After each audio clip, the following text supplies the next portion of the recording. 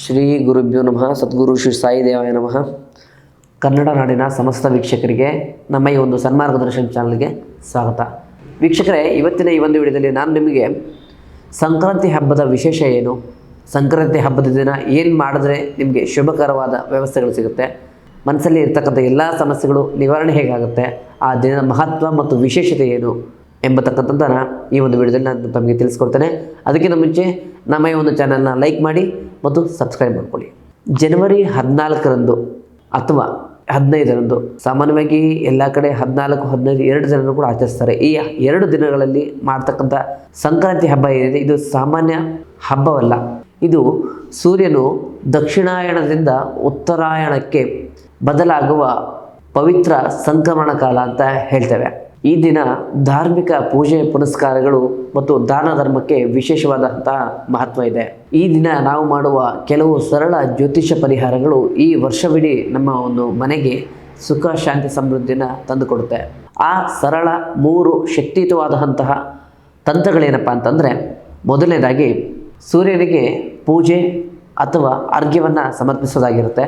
ಯಾವ ರೀತಿಯಲ್ಲಪ್ಪ ಅಂತಂದರೆ, ಸಂಕ್ರಾಂತಿಯ ಅಧಿಪತಿಯಾದ ಸೂರ್ಯದೇವನ ಆಶೀರ್ವಾದ ಪಡಿಬೇಕು ಅಂದರೆ ಮೊದಲನೇದಾಗಿ ಮತ್ತು ಅತ್ಯಂತ ಪ್ರಮುಖ ಕೆಲಸ ಏನಪ್ಪ ಅಂತಂದರೆ ಸೂರ್ಯನಿಗೆ ಅರ್ಘ್ಯ ನೀಡೋದು. ಸೂರ್ಯದೇವನಿಗೆ ಅರ್ಘ್ಯ ಜೊತೆಗೆ ಏನೇನು ಮಾಡಬೇಕು, ಯಾವ ರೀತಿ ವಿಧಿವಿಧಾನ ಪಾಲಿಸಬೇಕು ಅಂತಂದರೆ, ಮೊದಲಿಗೆ ಸ್ನಾನ ಕೈಂಕರ್ಯಗಳು ಮುಗಿದ ನಂತರ ಕೆಂಪು ಬಣ್ಣದ ವಸ್ತ್ರವನ್ನು ನೀವು ಧರಿಸಿ ಒಂದು ತಾಮ್ರದ ತಟ್ಟೆಯಲ್ಲಿ ಅರಿಶಿಣ, ಕುಂಕುಮ, ಸ್ವಲ್ಪ ಬೆಲ್ಲ, ಅಕ್ಕಿ ಜೊತೆಗೆ ಪಚ್ಚಕರ್ಪೂರ, ಕೆಂಪು ಬಣ್ಣದ ಹೂವನ್ನು ಸೂರ್ಯದೇವನಿಗೆ ಅರ್ಘ್ಯ ರೂಪದಲ್ಲಿ ನೀಡಬೇಕಾಗತ್ತೆ. ನೀಡೋ ಸಂದರ್ಭದಲ್ಲಿ ಒಂದು ಮೂಲ ಮಂತ್ರ ನೀವು ಹೇಳಬೇಕಾಗತ್ತೆ. ಆ ಮಂತ್ರ ಏನಪ್ಪ ಅಂತಂದರೆ, ಓಂ ಶ್ರೀ ಸೂರ್ಯದೇವಾಯ ನಮಃ ಅಥವಾ ಓಂ ಸೂರ್ಯಾಯ ನಮಃ ಅಂತ ಮಂತ್ರವನ್ನು ಹೇಳಬೇಕಾಗತ್ತೆ. ಈ ಒಂದು ಪರಿಹಾರ ನಿಮ್ಮ ವೃತ್ತಿ ಜೀವನದಲ್ಲಿ ಪ್ರಾಬಲ್ಯ ಮತ್ತು ಸರ್ಕಾರಿ ಕೆಲಸಗಳಲ್ಲಿ ಯಶಸ್ಸು, ನಂತರ ನಿಮ್ಮ ಆತ್ಮವಿಶ್ವಾಸನೂ ಕೂಡ ಹೆಚ್ಚುತ್ತೆ. ಜೊತೆಗೆ ನಿಮ್ಮ ಜಾತಕದಲ್ಲಿ ಯಾವುದೇ ರೀತಿಯ ಸಂಕಷ್ಟಗಳು ಸಮಸ್ಯೆಗಳಿದ್ದರೆ, ನಕಾರಾತ್ಮಕ ಸಮಸ್ಯೆಗಳಿದ್ದರೂ ಕೂಡ ಅದು ಸಕಾರಾತ್ಮಕವಾಗಿ ಬದಲಾಗುತ್ತೆ. ಎರಡನೇದಾಗಿ ದಾನ ಅಂದರೆ ಎಳ್ಳು ಆಗ್ಬೋದು ಅಥವಾ ಬೆಲ್ಲ.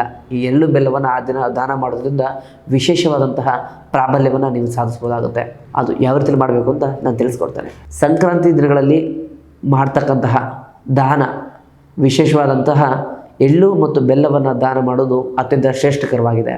ಎಳ್ಳು ಶನಿದೇವರ ಅತ್ಯಂತ ಪ್ರಿಯಕರವಾದಂತಹ ವಸ್ತು ಆಗಿರೋದ್ರಿಂದ ಈ ದಿನ ನೀವು ಎಳ್ಳನ್ನು ದಾನ ಮಾಡೋದ್ರಿಂದ ಶನಿಯ ದೇವರ ಕೃಪಾಶೀರ್ವಾದ ನಿಮ್ಮ ಮೇಲೆ ಬೀರಿ ಮತ್ತು ನಿಮಗೆ ಮತ್ತು ನಿಮ್ಮ ಕುಟುಂಬಕ್ಕೆ ಶನಿ ದೋಷವು ಕೂಡ ನಿವಾರಣೆ ಆಗುತ್ತೆ. ಬೆಲ್ಲವನ್ನು ಸೂರ್ಯನಿಗೆ ಜೋಡಿಸಲಾಗುತ್ತೆ.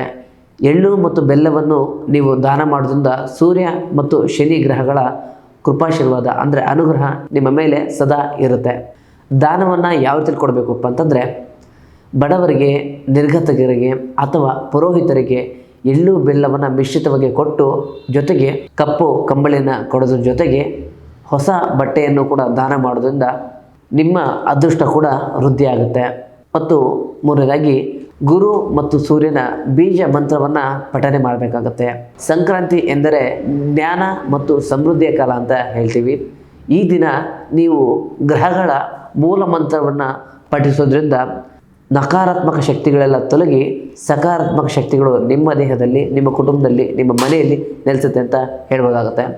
ಗುರುವಿನ ಮಂತ್ರ ಯಾಕೆ ಹೇಳಬೇಕಪ್ಪ ಅಂತಂದರೆ, ಇದರಿಂದ ಅದೃಷ್ಟ, ಸಂಪತ್ತು ಜೊತೆಗೆ ಜ್ಞಾನ ನಿಮ್ಮದಾಗುತ್ತೆ.